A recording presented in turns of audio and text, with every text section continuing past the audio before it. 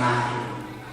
Hoje nós vamos aprender o que é e o que não é marketing, o que pertence ou não a essa ciência. Professor, o marketing é promoção?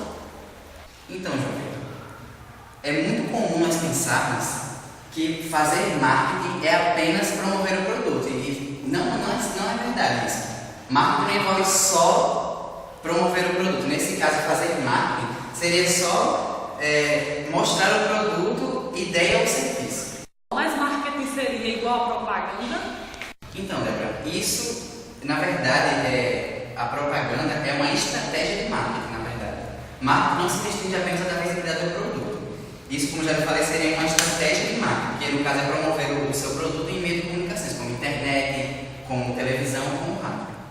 Então o marketing é vendas? Então, João Vitor, na verdade não. Na verdade, a função de venda é do vendedor.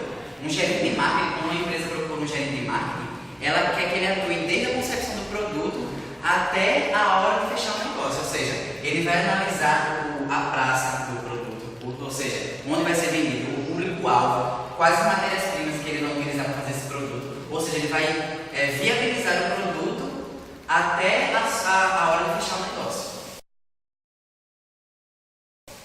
Então, pessoal, para não deixar mais nenhuma dúvida, agora eu vou dar a definição para vocês do que é marketing. Marketing, no sentido escrito, é o conjunto de técnicas e métodos destinados ao desenvolvimento das vendas, mediante 4 possibilidades, que são os conhecidos 4 P's, que é o preço, a praça, a promoção e o produto.